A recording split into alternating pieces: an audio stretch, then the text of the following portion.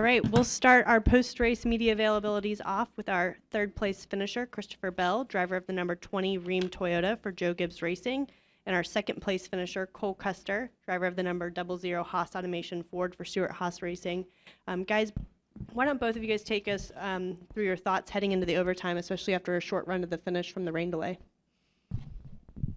Well, we knew it was going to be crazy, I guess, and it was mostly just how you're going to get going in the restart zone and how all that was going to play out because it was so important to get momentum and try and get a run. So it was just trying to do that and get yourself cleared and get yourself some clean air. So it was definitely pretty tough, but 22 obviously had the most clean air there, so they won. Yeah, I was just heartbroken whenever I saw that piece of debris fly off those lap cars. Felt like we were really starting to make some runs there. I think we were coming to 2 to go, and I was getting the top going pretty good in 1 and 2. So felt like I was going to have a shot at him if the yellow didn't come out. And then obviously when the yellow came out, I did have a shot at him and just didn't execute on that last restart.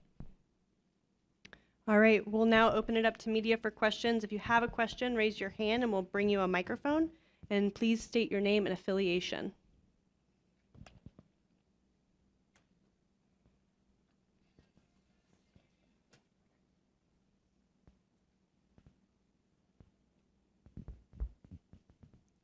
Stan Creekmore.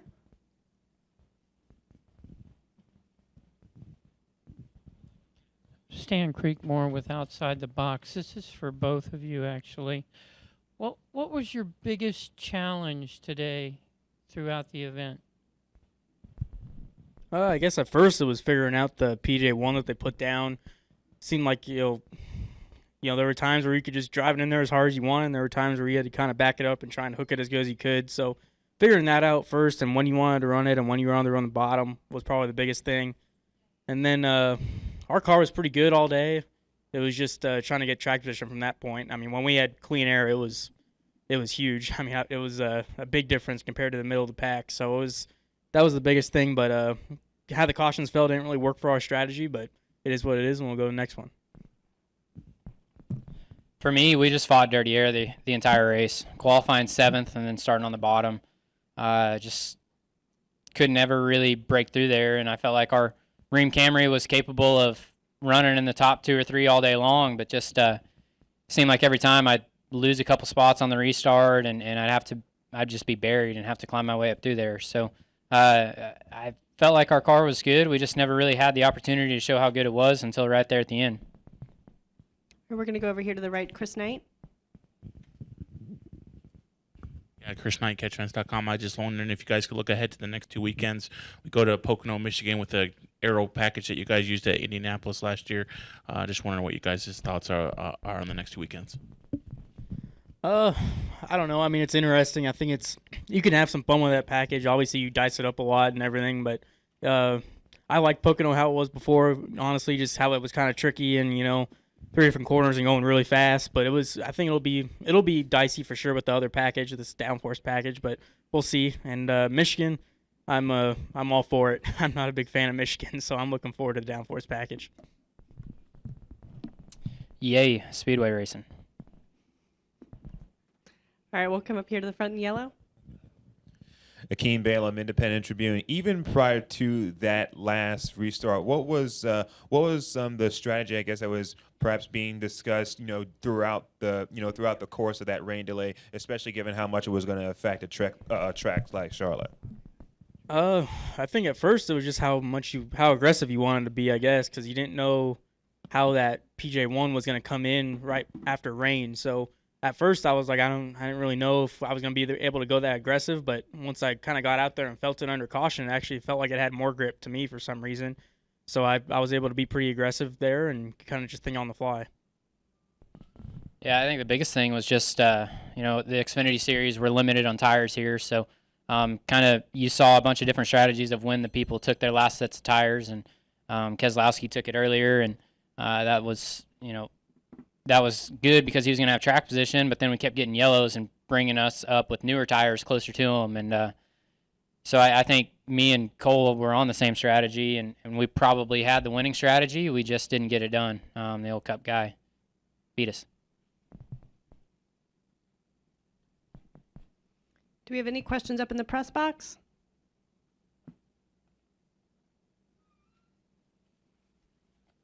All right, any final questions down here in the media center? All right, thank you guys, and congratulations on your finishes.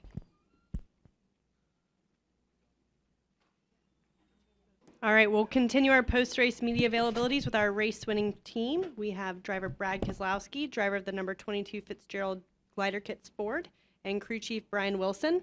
Brian, we'll start with you. Why don't you talk about your race strategy and how the weather played into that today?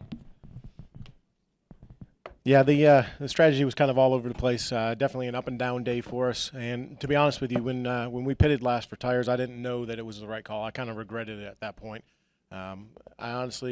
We talked about doing the opposite of the leaders, and I knew that was the right call at that point. But I was really hoping it was going to be those guys pitting, and we would have a set of tires to put on later on because we seem to be a really good short run car. But with the way that circumstances played out, the red flag, multiple cautions, it seemed like it equalized when those guys took their tires. So the rain definitely helped us. It was a tough one to call from that standpoint because the radar, it wasn't like you just had one storm cell. So typical summer here in North Carolina, you're just you're watching for where the pop-up storms are going to come from. And Brad, this is your 38th NASCAR Xfinity Series victory and a timely one after your team owner Roger Penske was just announced as part of the 2019 NASCAR Hall of Fame class. Talk us through your thoughts heading into overtime after that 28-lap run. Yeah, there's just a lot to talk about from today. It's hard to pick a place to start, to be quite honest. Just kind of an eventful day from the rain and everything that happened there.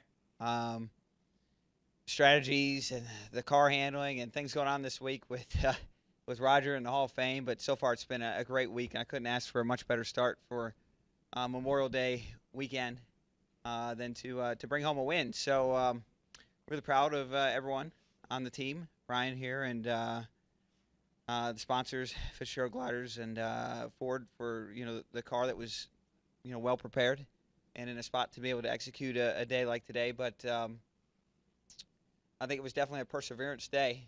It was brutally hot out there. The humidity was just killer. I usually don't get that hot in a race car, but it was smoking out there.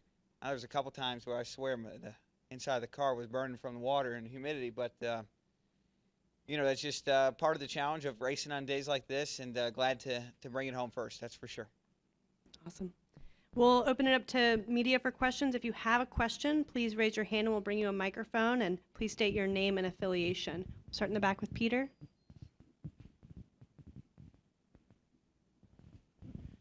Peter Strada, TSJ Sports. Brad, what was your perspective, or what did you see when the 18 had his incident, and did your mindset change after that point? I didn't see it. It was, behind me. I don't know if my mindset really changed that much. I knew that the same things were going to hold true. I needed to execute the restarts, just needed to be flawless, and that was really important there at the end, whether it was him or anyone else. Steve? Brad, you're the first repeat winner on the Xfinity Series. I mean, does that speak to how difficult it's becoming to win on this series? Yeah, it's interesting. It's kind of strange that we're, I think, 11 races in, and it's the first repeat winner. It's the tale of two cities there between here and Cup, where there's been a lot of repeat wins. But it's my second race in this car, and it's been good. Just looking to keep it rolling. We'll go Hakeem, Kenny, and then Jacob. Akeem Balaam, Independent Tribune. It's kind of a little bit of a two-parter. First of all, with this win, you just mentioned a little bit, just if you could possibly, ride this momentum into tomorrow night, and also, as far as on the rest of the Xfinity circuit and Cup circuit, possibly for the future, how this could play into. Oh, it's good. It's winning is a good thing for a driver's psyche. It's a good thing for a team's psyche. It gets everybody kind of up on our heels.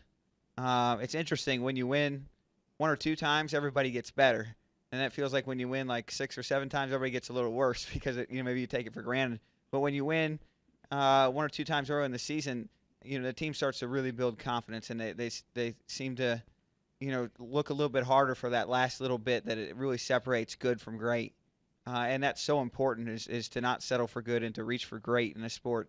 And so I look at that today, and I see that's where this team is on the Xfinity side, and hopefully they can keep it rolling. That's the biggest challenge for Brian and the team. But for me, on my side, it's certainly good, good timing. And we didn't have a great run in the All-Star race, and it's nice to go out there and put down some good laps here and have a good showing. Kenny Bruce, KennyBruce.net. Brian talks about the short run speed. What in your mind was the difference out there today? For us, Yeah. the short run speed. We had all those short runs at the end, and I know that's probably redundant to you, but we were not good on the long runs. We were, a 5th to 10th place car in the long runs, to be honest. But the short runs, we were a top 2 or 3 car that showed off in qualifying and showed off in the short runs at the end of the race.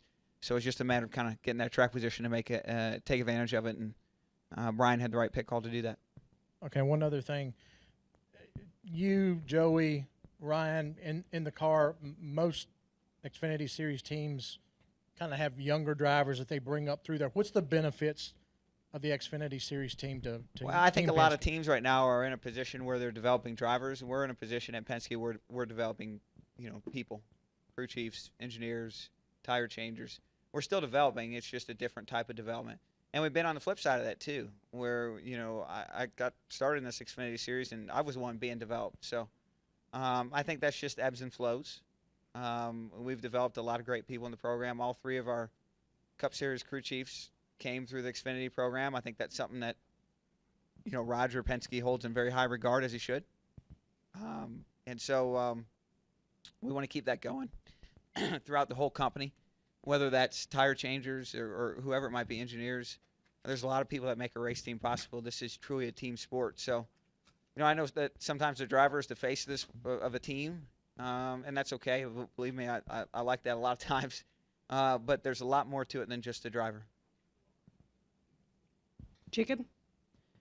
Jacob Seelman, Speed Sport. Brad, a couple for you. First, with as crazy as the second half was, with all the differing tire strategies, when people would pit, stay out, the rain coming, how tough was it to play the strategy and track position versus not having track position there in the second half to be able to get where you did?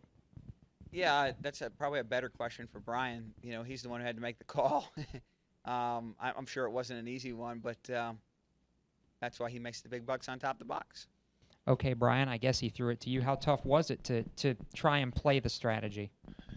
Honestly, that was one of the tougher calls I've had to make in my crew chiefing career, where I don't know that there was going to be a perfect answer there. A lot of times when you're making those calls, you know what your strengths are, and you just decide, and this is the way we're going to go. But we didn't seem to have an overwhelming strength to where it led me one way or another. So at that point, it was more of we're just going to do the opposite. We kind of called it off of our competitors, and fortunately it worked out.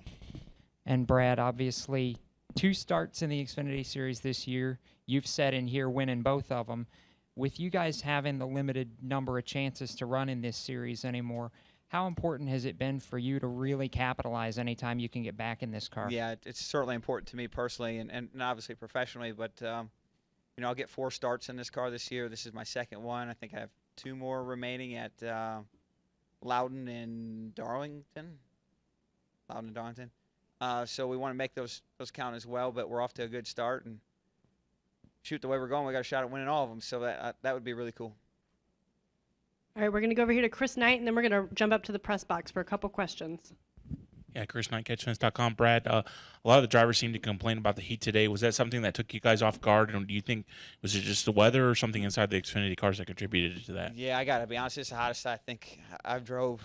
It's not all that hot outside, but I think a lot of factors, play into it with the rain and the cars soaking up some of the rain. My first few laps on the restart, there was water coming out of the roll bars, and I'm sure that was going right down on the exhaust and putting together a nice steam bath. But that's it's part of the challenge and kind of what you have to live through. All right, we'll go up to the press box.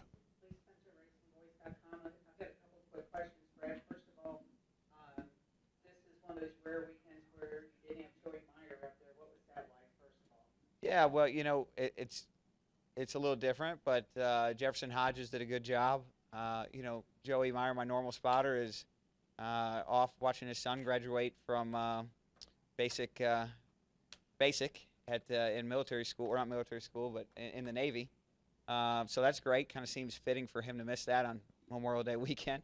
But that's really cool and special for him. And I'm glad that we were able to go to the depth chart and not let him or not get in a situation where he couldn't be there with his family on such a really big weekend for him. Will he be back tomorrow? No, he won't, Lee.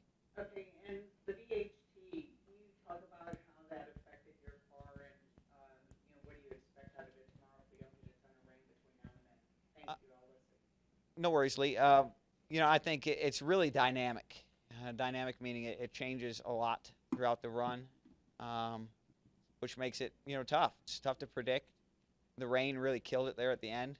It cooled it off, and it has to be up to temperature to work, like a really, really hot temperature at that, and move the groove back down to the bottom. That probably helped us a little bit. But in the race mode, it just really changes the car's handling, puts a lot of load and wear on the front tires, and makes a lot of headaches for drivers and crew chiefs alike. But it's interesting. I felt like, the what do they call it? PJ1 was really good in the All-Star race. I thought it enhanced the racing. And I think for this scenario, it's probably the opposite of that. So we'll see where we go from here on that. But, small changes in the car, small changes in the track kind of changed the whole landscape for us. And that was definitely a change. All right, we'll come back down here. We'll come up front in the green.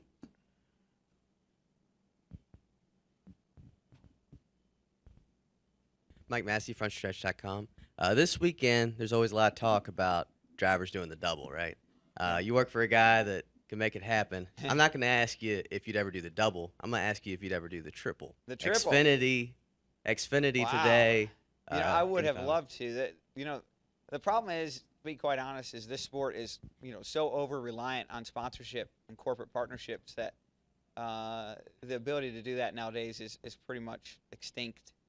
With respect to, there's only one of the car manufacturers in NASCAR that's involved in IndyCar, and that really shrinks the pool. And then the car owner pool, I think the only one that runs in both also competes with two different manufacturers. So, both of them, Penske and Ganassi. So it just doesn't work, and the manufacturers won't let us for the most part. They get really upset, and, they kind of make the house payment, so you don't want to make them mad, but it's just kind of the reality of where it is right now as a sport where, we rely on those guys being happy to, be able to eat, so we don't want to make them angry. All right, we're going to go over here to Daniel, and then we'll come up front to Jerry. Daniel McFadden with NBC Sports.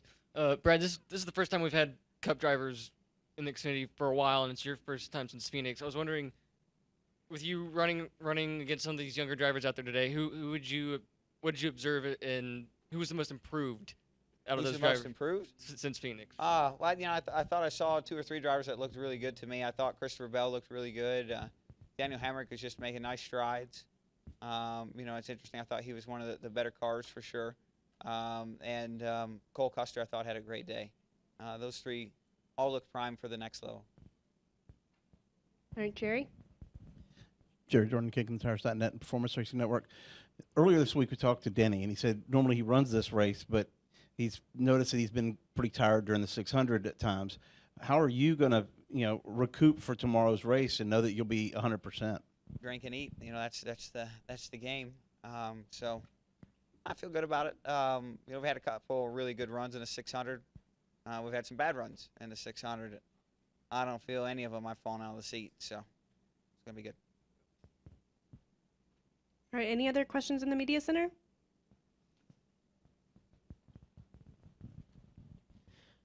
Brian, Brad was talking earlier about developing people and Team Penske developing people. You're really a prime example of that in this season.